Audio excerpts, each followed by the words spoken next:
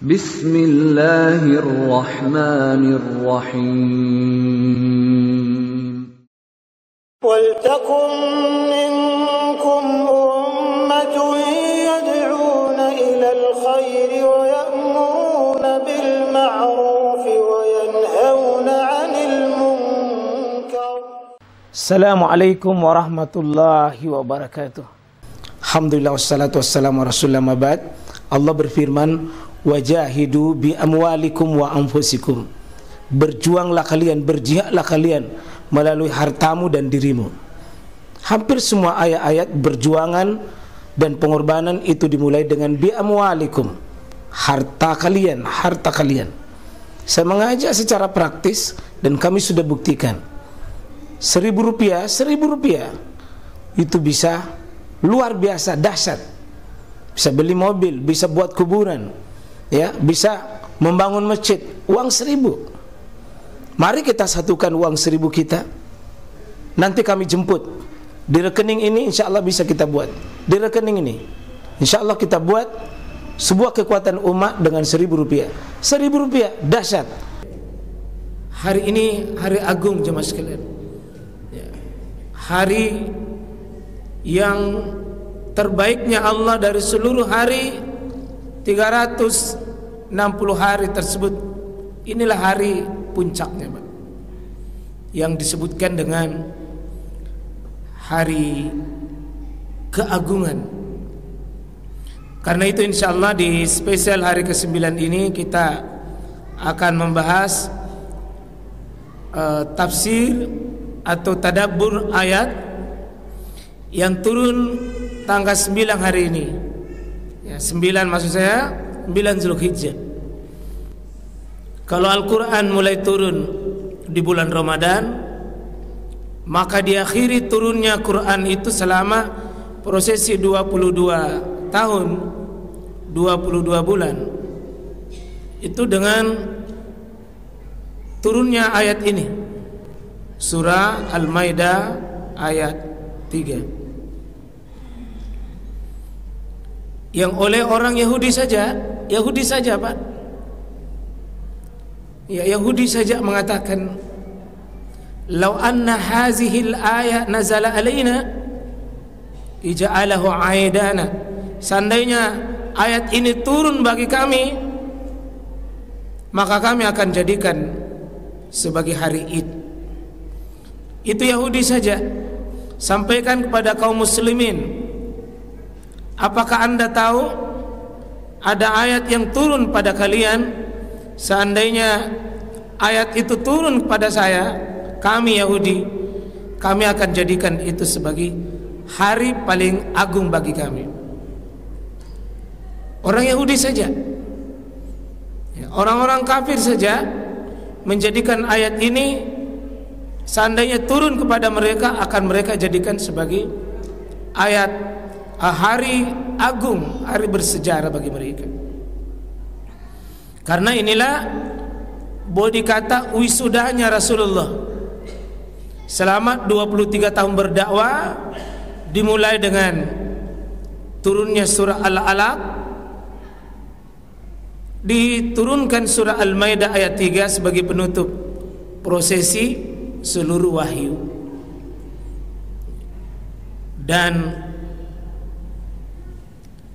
ayat ini yang membuat Umar bin Khattab menangis ketika ditanya, kenapa anda menangis dengan turunnya Al-Maidah ayat 3? Beliau mengatakan, karena Allah menyampaikan pada kita, satu, Rasulullah tidak lama lagi dengan kita, dan menurut tafsir sesudah turun ayat ini umurnya Nabi cuma 81 hari lagi. Sesudah turun ayat ini umurnya Nabi tinggal tersisa 81 hari. Itu ditulis oleh Imam Ibnu Katsir dalam kitab tafsir beliau. Dan apa yang membuat para sahabat menangis? Karena dia pahami ayat ini. Dia pahami ayat ini dengan ayat yang menunjukkan bahwa Islam sudah sempurna, sesuatu yang sudah sempurna tidak akan terjadi pada dirinya kecuali hanya semakin redup dan semakin gelap. Dan disitulah keluar hadis, innal islamah ghariba wa sayaudu ghariba. Sesungguhnya Islam itu awalnya adalah gharib, asing, aneh. Wa sayaud ghariba, dan akan datang kembali menjadi asing dan dianggap aneh kembali masyarakat. Kalau Islam datang ini adalah gharib, dianggap asing, aneh oleh kaum muslimin, oleh orang di sekelilingnya, asing, dianggap aneh-aneh. Wa sayaud gharibah, dan akan datang kembali Islam ini akhirnya akan terasa asing kembali. Kata Nabi, fatuba lil ghuraba, berbahagialah hati pada hari itu di saat Islam sudah dianggap aneh, asing, dianggap aneh, tidak familiar di tengah umat. Maka bersyukurlah orang yang pada saat itu ghuraba, yang dianggap asing. Jadi jamaah sekalian, ada suatu saat Pak Islam ini kembali asing di tengah kita sebagaimana awalnya. Kita mulai dulu apa pembahasannya, dan kita kasih 3 warna ini supaya sedikit bisa mengantar, mudah paham. Warna merah pertama, ini topik pembahasan. Pembahasannya di surah Al-Maidah ayat 3 ini, hurrimat alaikum, diharamkan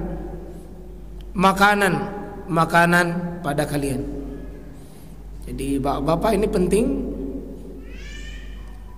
Ayat yang terakhir turun itu tentang soal makanan, Pak. Soal makanan. Kenapa penting ayat terakhir ini soal makanan? Karena banyak orang masuk dalam kehinaan itu soal makanan. Banyak orang hina gara-gara makanan. Banyak orang masuk neraka juga gara-gara makanan. Bukankah Nabi kita, nenek kita Nabi Adam alaihissalam terlempar dari surga karena makanan?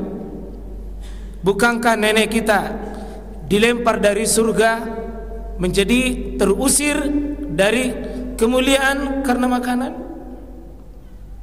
Dan tidak sedikit manusia kehilangan kehormatan dirinya hanya soal makanan. Banyak suami istri cerai itu soal makan dan minumnya. Banyak orang yang baku bunuh karena soal makan dan minum. Banyak orang bersaudara pecah itu karena soal makan. Dan ini penjelasan tentang makanan yang diharamkan. Nah, disebutkan di sini yang warna biru itu. Mana yang makanan yang haram? Ya, pertama, dan ini intinya al-maitah, ini bangkai. Jadi makanan bangkai itu makanan haram. Artinya semua binatang yang mati tidak diakui syariat atas kematiannya. Ya mungkin mati sendiri tanpa melalui prosesi syariat penyembelihan, atau disembelih tapi tidak sesuai dengan syariat, tetap disebut dengan maitah. Itu bangkai. Jadi soal bangkai ini soal sembelihan, soal binatang yang mati, itu dengan berbagai sebabnya masuk dalam kategori bangkai. Jadi Islam menganggap semua binatang yang mati dengan sendirinya atau mati dimatikan dengan tanpa melalui syariat dengan benar, maka tetap itu kategori bangkai. Disebutkan makanan itu satu bangkai, yang kedua wadam, darah. Jadi diharamkan makanan darah. Darah yang dimaksud di sini darah mengalir, Pak. Darah mengalir itu haram dimakan. Kalau darah yang membeku seperti limfa, ya limfa itu boleh, bukan itu yang dimaksud. Atau kalau sudah menyembelih lalu ada darah di daging itu, sapi, kambing itu bukan itu yang dimaksud. Ya di sini wadam, darah yang mengalir, itu tidak boleh. Kalau yang membeku dengan limpa itu boleh, atau sisa dari darah di binatang itu pada saat dagingnya bercampur dengan darah, itu bukan itu. Ketiga, walahmul hinzir. Walahmul hinzir, daging babi. Jadi sudah 3. 4, wama uhilla li ghairillah. Ini kalau daging babi sedikit atau banyak tetap haram, tetap hurrima alaikum. Yang keempat, wama uhilla li ghairillah. Semua yang disembelih, dipotong ini disembelih, tapi li ghairillah, bukan atas namanya Allah. Ya, kalau disebut nenek moyangnya lalu dibunuh, disebut jinnya, disebut setannya, disebut penjaga kampungnya, disebut penjaga rumahnya, disebut katakanlah Tuhan yang disembah oleh umat lain. Saya disebut nama Yesus, disebut nama Syekh Yusuf, baru selain nama Allah, meskipun disebut nama Allah tapi disebut juga yang lain. Seperti misalnya bismillah, Allahu Akbar, wa Tuhan tak salama misalnya, atau nenek moyang kita disebut baru dimakan, itu termasuk hurrimat alaikum, masuk dalam kategori wa ma uhilla li ghairillah. Jadi kalau penyembelihan itu Pak memang ibadah, dan ibadah itu tidak boleh diberikan selain kepada Allah. Bahkan ini kategori tingkat tinggi, Pak. Takrifun tingkat tinggi. Kalau Bapak baca itu qul inna salati wa nusuki wa mahyaya wa mamati lillahi rabbil alamin. 4 di situ tidak boleh diberikan selain kepada Allah. 1 salat. Yang kedua nusuk. Nusuk itu ibadah dalam bentuk sembelihan. Sungguh sembelihanku, sungguh ibadah sembelihanku. Jadi hati-hati Pak. Makanya yang sudah sepakat ulama, tidak boleh orang syirik menyembelih hewan kurban. Tidak boleh. Tidak boleh orang syirik. Dan jangan disembelih hewan kurban di tempat biasa orang musyrik menyembelihnya, atau orang musyrik yang biasa menyembelih berhala itu lalu dia juga menyembelih kurban. Tidak boleh, karena dia masuk dalam kategori bisa masuk peluang wa ma uhilla li ghairillah bih. Ini yang banyak. Jadi kalau ada coto sapi, coto kambing, ohnya sate, tapi itu kategori disembeli bukan atas nama Allah, hukumnya bangkai, tidak boleh dimakan.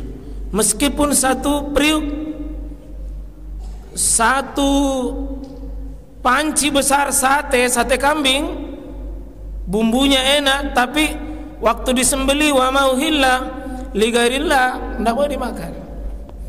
Dan tidak boleh bilang sayang-sayang ini banyak. Dan tidak boleh kita bilang bahwa kami tetangga, karena dia tidak tahu ji. Kalau kita tidak boleh, maka tidak boleh juga orang muslim dikasih makan begitu, kecuali hanya diberikan pada bukan manusia. Kategori berikutnya masuk ke bangkai. Masuk ke bangkai adalah ini yang terjadi, wal munhanikah, yang tercekik. Kalau ada binatang tercekik oleh talinya sendiri atau tercekik dengan apapun lalu mati, masuk maitah, bangkai.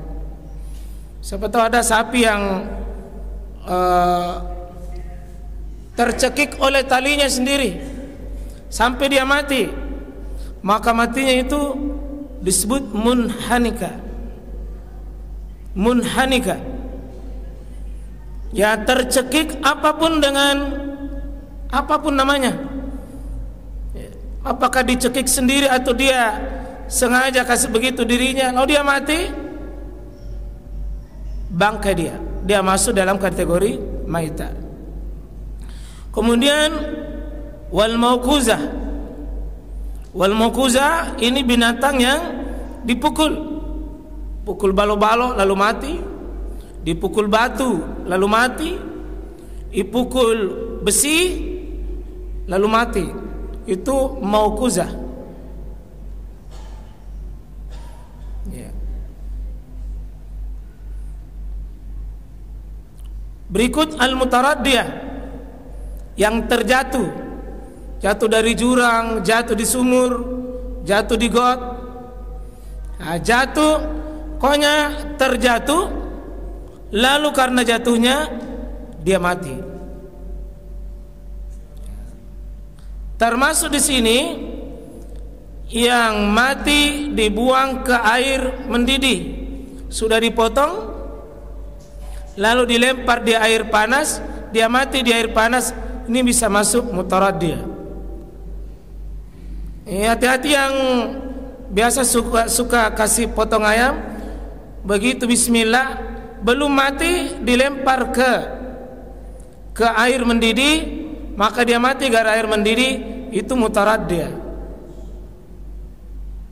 Maka kasih tahu itu yang tukang potong, jangan lempar situ, mati pi baru dikasih naik di air panas. Karena biasa orang bismillah lempar di air mendidih, itu mutaraddiyah. Bangkai hukumnya ya. Berikut wan-natihah, ini yang ditanduk. Jika ada sapi berkelahi lalu baku tanduk, dia sendiri berkelahi lalu mati, bangkai dia. Termasuk ayam yang mati karena ditumpuk-tumpuk di sesamanya ayam lalu mati belum dipotong. Ini juga bahaya karena hati-hati Pak ya, maaf kalau ada tiba-tiba murah, bisa jadi dari 100 ekor yang hidup ada satu yang mati. Biar harga setengah saja dia jual. Kalau orang tidak beriman Pak, nah kasih beli begini, jadi bertanya memang kenapa murah sekali. Kecuali kena bilang ini hadiah berkah 9 Zulhijjah.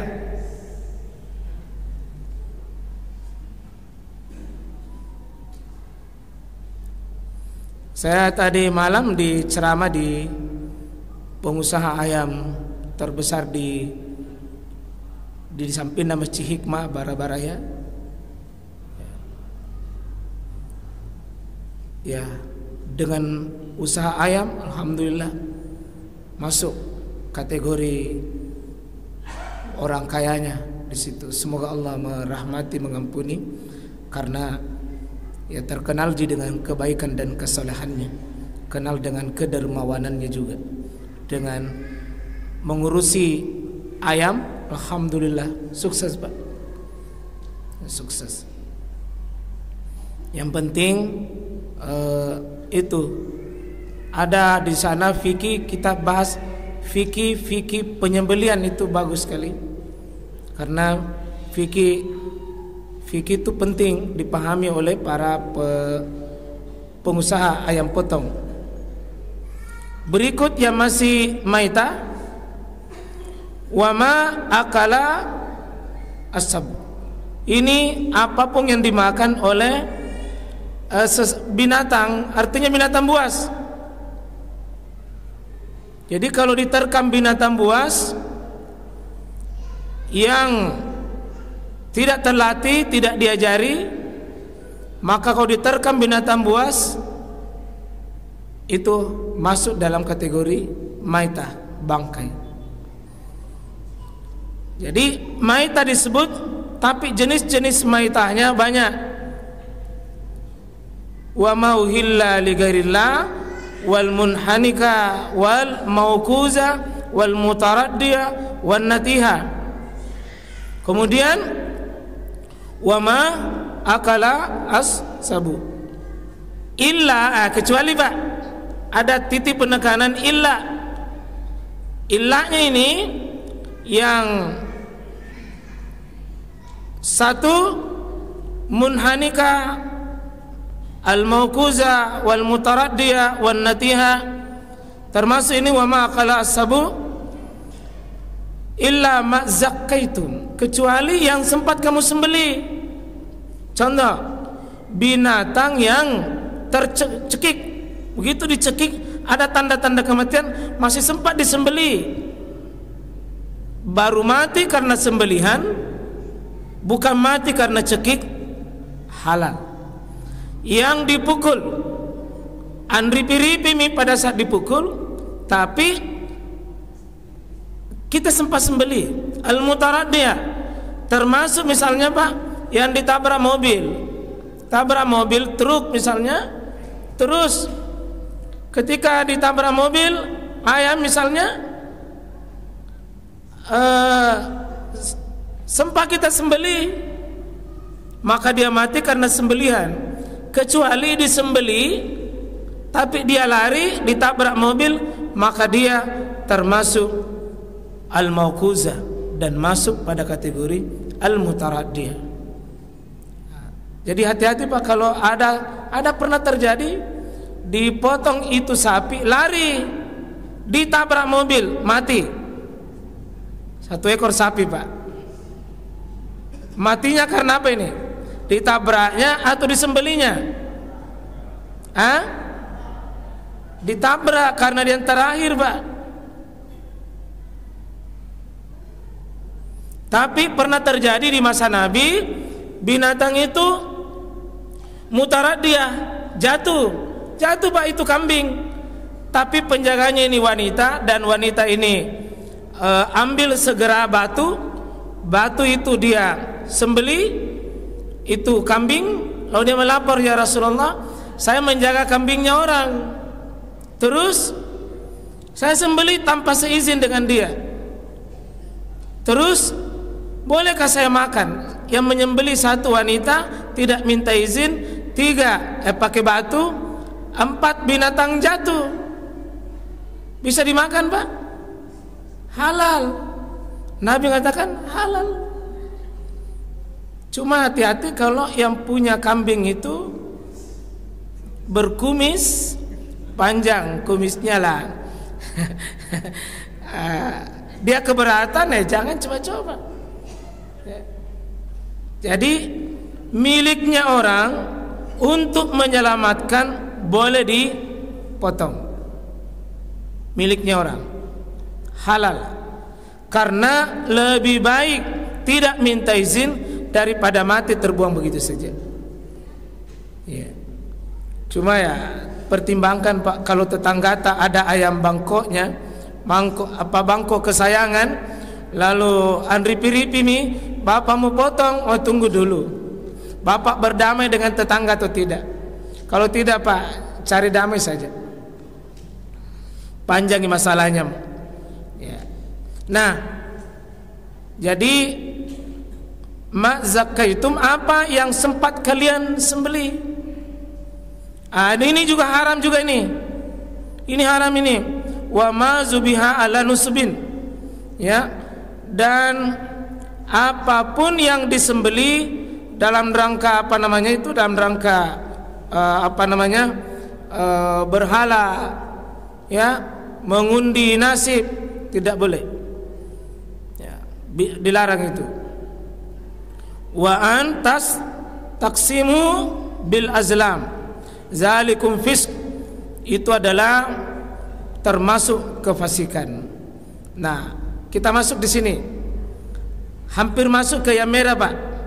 Ini hitam, artinya itu kita penjelasan singkat saja. Al yauma ya'isul ladzina kafaru min dinikum.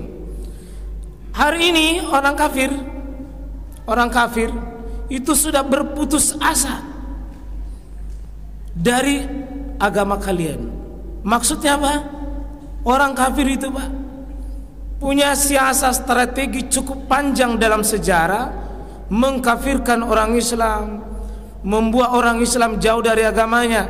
Tapi di akhir-akhir Islam ini, orang kafir itu memiliki sifat ya'is, berputus asa, yang membuat dia berputus asa dari menjauhkan kalian dari agama kalian. Kalau begitu, fala takhshawhum, jangan kau takut kepada orang kafir itu.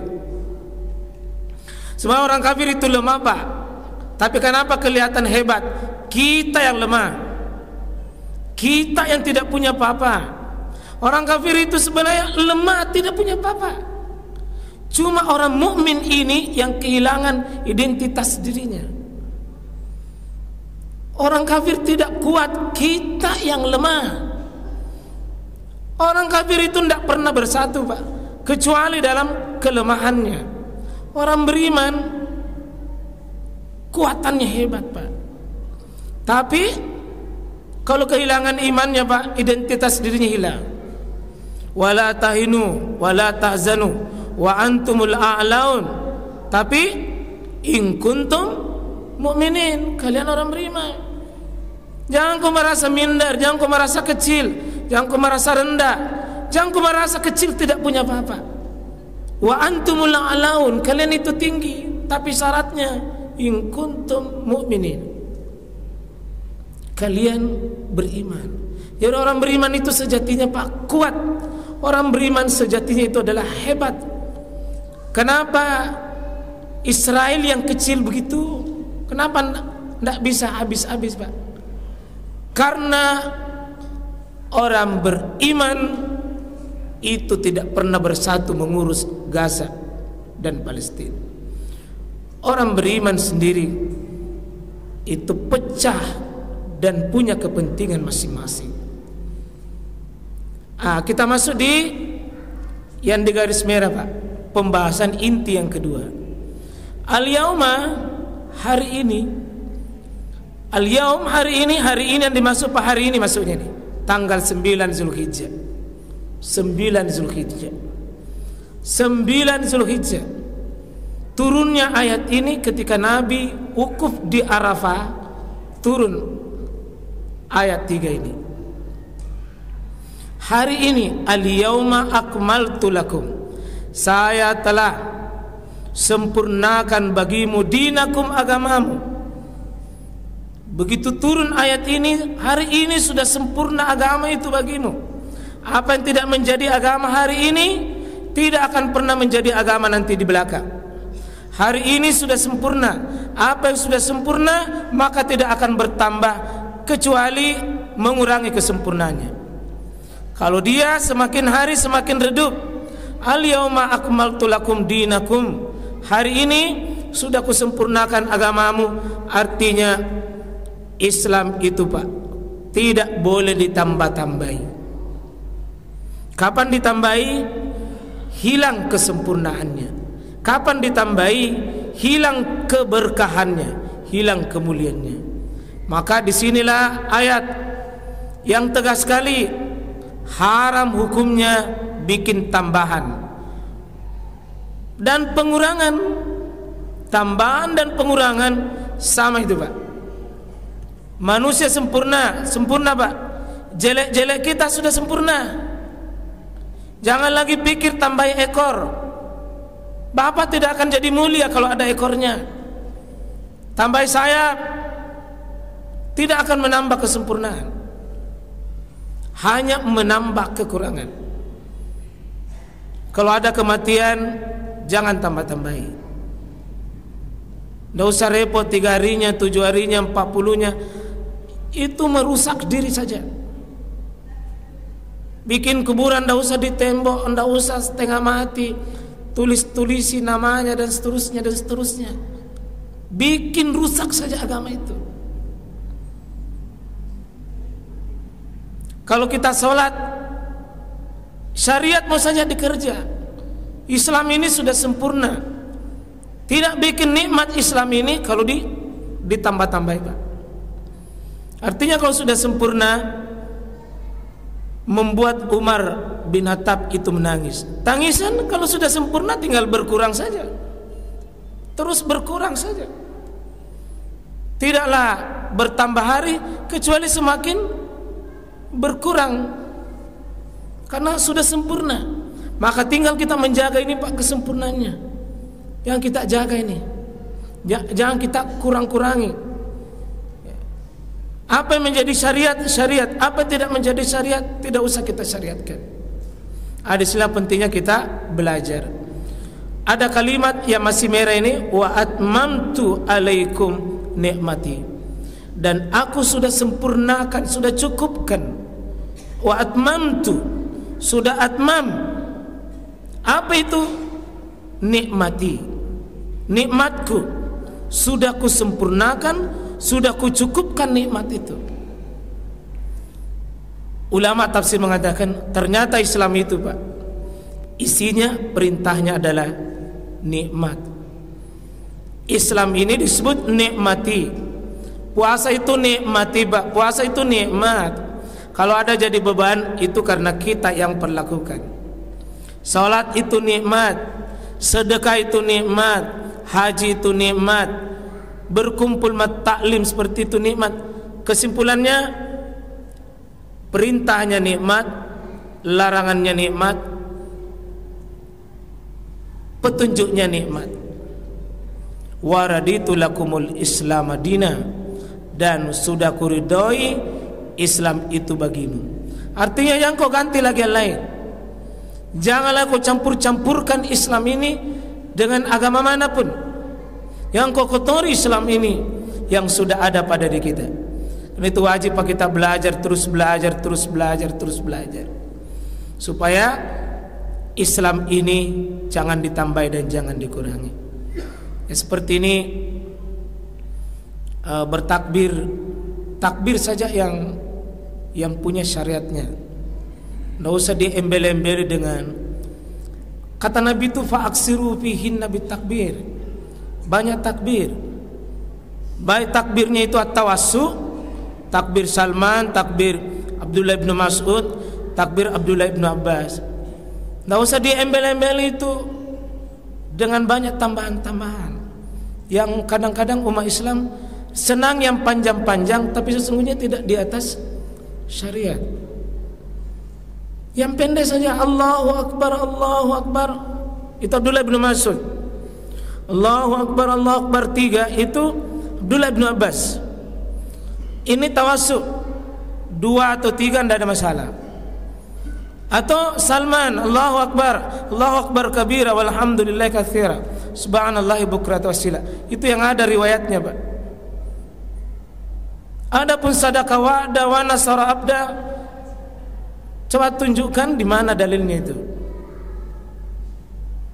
Apalagi baca inna ataina, baca ra'aital ladzi, itu bukan memperindah agama kita. Ya. Insyaallah jamaah sekalian rahmati oleh Allah Subhanahu wa taala. Termasuk ini besok kalau ada menyembelih, sembelilah dengan benar. Ada yang naudui ayam, naudui kambing, naudui sapi. Masya Allah Pak, saya belum pernah dapat fikih binatang diudui. Tidak ada fikihnya itu binatang berudu. Kalau disiram air supaya hilangi kotorannya, itu tindakan duniawi. Supaya tidak bau itu kakinya itu ayam kalau mau dipegang. Ada dong itu dia bilang tidak boleh anak-anak pegang ayam kalau belum disunnah. Siapa bilang? Biar anak-anak itu potong ayam, yang penting bismillah. Ibu-ibu potong ayam boleh, potong kambing boleh. Kalau potong sapi hati-hati. Tapi bisa, unta bisa. Ada kain putih di atasnya, ada itu kalau penyembelihan pertama itu ada simbolis dikasih kain putih, dikasih kaci, dikasih pisang. Itu pisang untuk orang yang menyembelih supaya kuat